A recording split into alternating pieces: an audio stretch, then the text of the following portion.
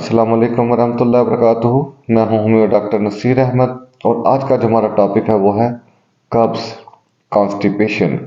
यानी अगर एक बंदा 1 या 2 दिन के बाद भी स्टूल पास नहीं करता या गैर तसल्लीबख्श बहाना होता है जिसकी वजह से उसको बार बार बहाना के लिए जाना पड़ता है तो इसको हम कब्ज बोलते हैं। कब्ज की बहुत सारी वजूहत हो सकती है जिनमें आंतों की खुश्की मेन होती है। इसके अलावा जिगर की बाइल जो होती है, बाइल सिक्रेशन जो होती है वो ना प्रॉपर पहुंचे तब भी कब्ज हो सकती है। इसके अलावा बहुत सारी वजूहत है।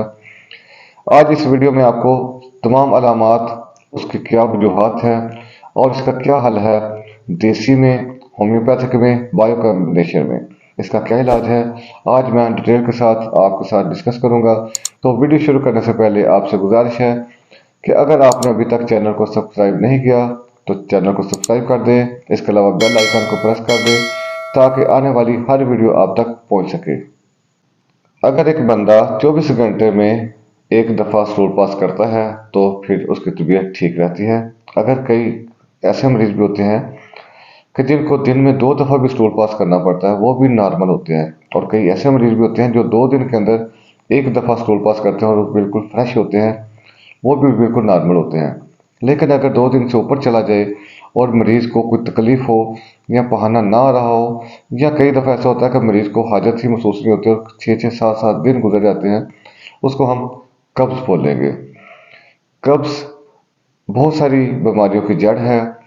इंसान के अंदर जितनी भी तकलीफ़ें हैं उनको अगर ख़त्म करना हो तो सबसे पहले हमें कब्ज़ को ख़त्म करना होगा, क्योंकि अगर हाजमा ठीक है, बहाना ठीक आ रहा है तो बहुत सारी अमराज से इंसान बच सकता है। इसकी क्या वजूहत है तो मैं आपको इसकी डिटेल थोड़ी सी बताऊंगा। सबसे पहले जो हम वजह देखेंगे वो हमारी होगी मुर्गन और स्कील ग़िज़ाओं का इस्तेमाल। उसके बाद जो हमारी दूसरी वजह होगी वो होगी गैर फितरी ज़िंदगी गुजारना, यानी प्रॉपर पानी का इस्तेमाल ना करना, रात को देर तक जागते रहना, खाना खा के वहीं पर बैठ रहना। इसके अलावा गैर फितरी जो ज़िंदगी है, रूटीन से हटकर गुजारना, तो इसमें भी कब्ज हो सकती है। इसके अलावा अगर कोई बंदा चाय या सिगरेट का इस्तेमाल ज़्यादा करता है तो भी कब्ज हो सकती है। इसके अलावा अगर कोई बंदा मुर्गन ग़िज़ाओं के साथ साथ गोश्त थोड़ी ज़्यादा करता है और सब्जियों का इस्तेमाल कम करता है तब भी कब्ज हो सकती है। इसके अलावा अगर कोई बंदा फ्रेश सलाद, इसके जिस्म के अंदर फाइबर पूरा नहीं जाता तब भी कब्ज हो सकती है। इसके अलावा कई बंदे रेगुलर पेशेंट होते हैं जिनको रेगुलर रोज़ाना की बुनियाद पर मेडिसिन लेनी पड़ती है, वो अद्वियात खा खा कर उनको भी कब्ज का मसला हो जाता है। इसके अलावा जो आंतों की कुदरती हरकत होती है जिसको हम स्टाल्टिक मूवमेंट बोलते हैं, अगर वो कम हो जाए तब भी कब्ज हो जाती है। इसके अलावा अगर आंतों में खुश्की आ जाए तब भी खुश्की की वजह से कब्ज हो जाती है, क्योंकि रुतूबत खुश्क हो जाती है तो फिर क्या होता है, स्टूल सख्त हो जाता है और वहीं पे जुड़ जाता है।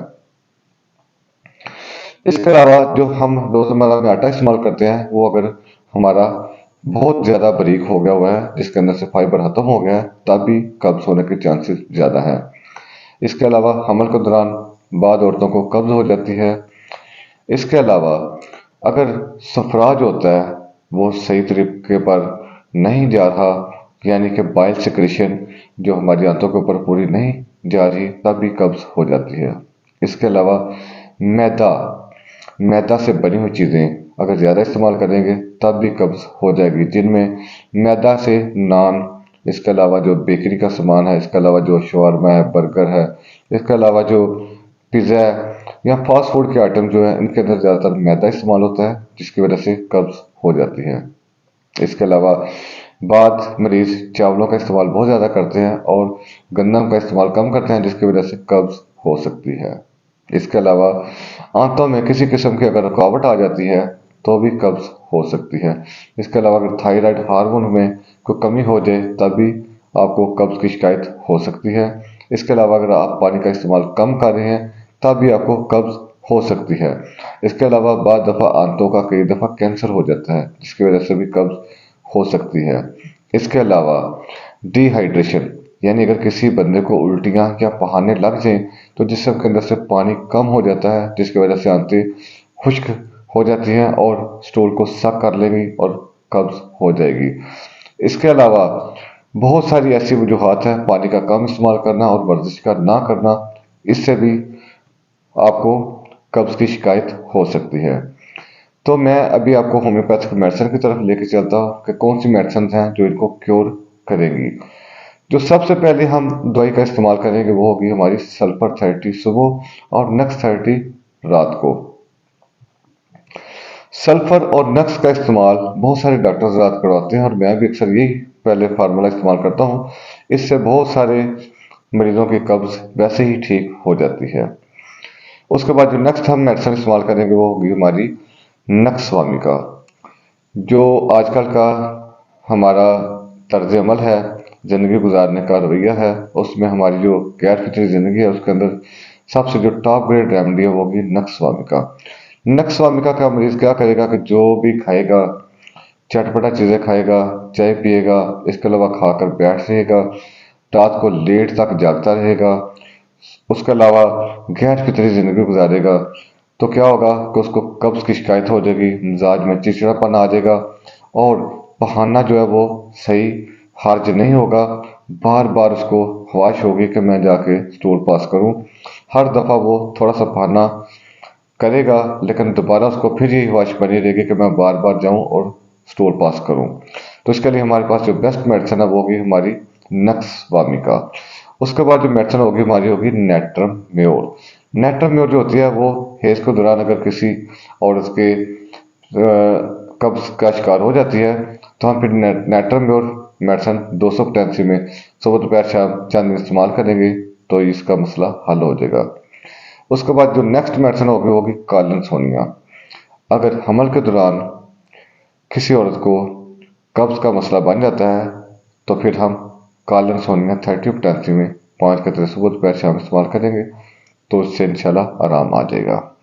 उसके बाद जो नेक्स्ट मेडिसिन हो जाएगी वो हमारी होगी ब्रायोनिया। ब्रायोनिया खुश्की की मेडिसिन है। ऐसी खुश्की कि मरीज़ की ज़ुबान तक खुश्क होती है, मरीज़ इतना ज़्यादा पानी पिएगा फिर भी उसको पेशाब थोड़ा सा कम ही आएगा, मुंह का जायका कड़वा होगा और स्टूल कई कई दिन तक पास नहीं कर सकेगा।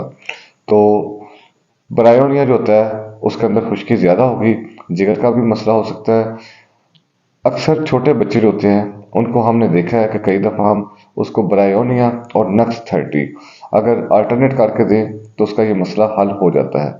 इसके अलावा ऐसे बच्चे जो दूध डब्बे का इस्तेमाल कर रहे हों उनको अगर कब्ज़ हो जाए तो हम एलुमिना और ब्रायोनिया अगर अल्टरनेट करके दें तो भी बच्चे को आराम आ जाएगा। उसके बाद जो नेक्स्ट मेडिसिन होगी वो हमारी होगी प्लम्बम मेटालिकम। जो प्लम्बम मेटालिकम होगी उसके अंदर क्या होगा कि मरीज़ का जो पाना होगा वो गोलियों की शक्ल में होगा, जैसे बेड की मेंगनी होती हैं इस तरह उसका पहाना होगा और उसका पेट जो है अंदर की तरफ खिंचा हुआ होगा और मकद ऊपर की तरफ ऐसे जैसे खिंच गई हो, ऐसे उसको महसूस होगा और पहाना कई के दिन तक नहीं आएगा। उसके बाद जो नेक्स्ट मेडिसिन हमारी होगी वो होगी ओपियम। ओपियम का मरीज जो होता है उसको कई कई दिन तक हाजत नहीं होती, अगर 6-7 दिन भी गुजर जाए तो उसको पता ही नहीं होता कि मुझे पहाना आया है या नहीं आया, उसको तकलीफ ज़रा भी नहीं होगी। इसके अलावा ड्रग पिक्चर में भी ये बहुत सुस्त मरीज होगा, देखने में भी ऐसा लगेगा जैसे बहुत ज़्यादा सुस्त है, आंखों के आगे जो है उसके छप्पर नीचे गिरे होंगे, ऐसे होगा जैसे कोई बंदा बहुत ज़्यादा सुस्त है। उसके बाद जो हमारी नेक्स्ट मेडिसिन आ जाएगी वो होगी हमारी ग्रेफाइट्स। ग्रेफाइट्स के मरीज को सर्दी भी लगेगी, जिस्म भी भारी होगा और इसके अलावा उसको स्टूल जो है वो भी सही पास नहीं होगा, कब्ज होगी और उसका जो स्टूल होगा वो हमेशा ऐसे जैसे लेसदार मादे के अंदर लिपटा हुआ बाहर निकलता है ऐसे आएगा। उसके बाद जो नेक्स्ट मेडिसिन हमारी आएगी एलुमिना। एलुमिना जो होती है इसके अंदर मरीज को मकद की इतनी ज़्यादा कमज़ोरी होती है कि बहुत ज़्यादा जोर लगा लगा कर बहाना करता है, इतना ज़्यादा जोर लगाने के बाद भी और बहुत ज़्यादा टाइम लगाने के बाद थोड़ा सा बहाना कर सकता है। इस तरह अगर ऐसे बच्चे जो डब्बे के दूध पर पाल रहे हों, छोटे हों, तो उनको भी हम एलुमिना सजेस्ट करेंगे, इससे उनकी ये कब्ज दूर हो जाएगी। उसके बाद जो नेक्स्ट मेडिसिन आ जाएगी वो हमारी होगी वरेट्रम एल्बम। वरेट्रम एल्बम हमारे डॉक्टर हजरात खसूसन होम्यो प्रैक्टिशनर जो है वो पेचिस में इस्तेमाल करते हैं, लेकिन कब्ज़ में भी इसका इस्तेमाल यही है इसके जो की सिम्टम है वो ये है कि मरीज़ पढ़ने के वक्त इतना ज़्यादा जोर लगाता है कि उसको माथे के ऊपर पसीना आ जाता है और जिस्म ठंडा हो जाता है। अगर तो बहुत ज़्यादा जोर लगाना पड़े और जिस्म के ऊपर ठंडा पसीना आ जाए तो फिर हमारी मेडिसिन होगी बरेट्रम एल्बम 30 पोटेंसी में, सुबह दोपहर शाम इस्तेमाल करें, इंशाल्लाह ठीक हो जाएगा। उसके बाद जो हमारी नेक्स्ट मेडिसिन आ जाएगी वो होगी प्लाटिना। प्लाटिना का मरीज जो होगा वो सफ़र के दौरान उसको कब्ज होगी, उसका रहन सहन चेंज होगा, उसका वेदर चेंज होगा, उसकी खुराक चेंज होगी, तो उसको कब्ज अगर हो जाए तो फिर हमारी यहाँ मेडिसिन काम करेगी प्लाटिना। उसके बाद मैं आपको बायो कॉम्बिनेशन में एक छोटा सा फार्मूला बताता हूँ जिसको इस्तेमाल करने से आपकी कब्ज ठीक हो जाएगी। उसके अंदर हमने 3x में टैबलेट लेके आनी है जिनके अंदर होगी नेट्रम्योर, उसके अलावा होगी कैलकेरिया फ्लोर, उसके आगे होगी नेट्रम सल्फ, उसके बाद होगी कालीम्योर। नेट्रम्योर, कैलकेरिया फ्लोर, उसके बाद नेट्रम सल्फ, उसके बाद कालीम्योर। आपने दो दो गोली सुबह दोपहर शाम चूस लेनी है या पानी के साथ खा लेनी है, इंशाल्लाह आपकी कब्ज ठीक हो जाएगी। उसके बाद मैं आपको हर्बल एक नुस्खा बताता हूँ। अगर आप पंसार के दुकान पे जाते हैं तो वहाँ से आप 100 ग्राम लें गुलकंद और उसके साथ आप 50 ग्राम सौंफ सादी लेनी है, उसको बारीक ग्राइंड कर लेना है और उसके अंदर शामिल कर लेना है। आप रात को 1 चम्मच इस मरकब का इस्तेमाल करें और ऊपर से थोड़ा सा 1 गिलास नीम गर्म दूध का इस्तेमाल करें तो इससे भी आपकी कब्ज दूर हो जाएगी। इसके अलावा हर्बल में बहुत सारे नुस्खे जाते हैं जिनमें सलामत की इस्तेमाल होती है। इसके अलावा और भी नुस्खे हैं, लेकिन यहाँ पर मैं आज सिर्फ यही 2 चीज़ें आपको बताऊंगा। एक होगी गुलकंद और एक होगी सौंफ। ये आपने जो मेज़ा बनेगा इसका 1 चम्मच रात को खाना है और साथ 1 गिलास नीम गर्म दूध का पीना है, इससे भी आपकी कब्ज इंशाल्लाह ठीक हो जाएगी। अब हम चलते हैं कि हमें कौन सी ऐसी एहतियातें करनी पड़ेंगी कि जिसके ज़रिए हम कब्ज से महफूज रह सकें, इससे बच सकें। तो सबसे पहले क्या होगा कि हमें अपना लाइफस्टाइल चेंज करना पड़ेगा। टाइम पे सोना होगा, टाइम पे उठना होगा। उसके बाद हमें क्या होगा कि बारीक जो आटा होता है या मैदा है, इससे बनी हुई चीज़ें इस्तेमाल नहीं करनी। उसके बाद क्या करना है कि हमने ग़िज़ा को हमेशा चबा चबा कर खाना है ताकि उसके अंदर सलाइवा जो शामिल हो, हमारा जो थूक है उसके अंदर शामिल होती रहे, तो हमें कब्ज़ की शिकायत नहीं होगी। जो हम जल्द जल्द नवाले निगलते रहेंगे तो हमें कब्ज़ की शिकायत बन जाएगी। उसके बाद क्या होगी कि हमें सुबह की सैर करनी पड़ेगी। उसके बाद रात को सोने से पहले अगर आप थोड़ा सा पानी का इस्तेमाल कर लें तब भी आपके लिए बहुत फ़ायदेमंद होगा। अगर नीम गर्म कर लें तब भी आपके लिए फ़ायदेमंद होगा। इसके अलावा क्या होगा कि अगर आप मुर्गन ग़िज़ाओं का इस्तेमाल नहीं करते, चटपटी चीज़ें नहीं खाते, बाज़ार का खाना नहीं खाते, तब भी आप बहुत हद तक कब्ज़ से महफूज रह सकते हैं। इसके अलावा क्या होगा कि अगर आप दिन के वक्त एक दफ़ा 1 गिलास पानी के अंदर छिलका इसबगोल डालकर इस्तेमाल कर लें तो इसके ज़रिए आप फाइबर हासिल करेंगे, तो बहुत हद तक आप कब्ज़ से महफूज रह सकते हैं। इसके अलावा ऐसी चीज़ें जिनके अंदर फाइबर ज़्यादा है वो आप इस्तेमाल करें तो कब्ज़ नहीं होगी। जैसे पपीता है या फिर अमरूद है, तो इस्तेमाल करने से कब्ज़ नहीं होगी। और पानी का इस्तेमाल ज़्यादा करें। उम्मीद है आज की वीडियो आपको पसंद आई होगी। अगर पसंद आए तो इसको लाजमी लाइक करें, शेयर करें और बेल आइकन को प्रेस कर दें ताकि आने वाली हर वीडियो आप तक पहुंच सके। अस्सलाम वालेकुम वरहमतुल्लाहि वबरकातुहू।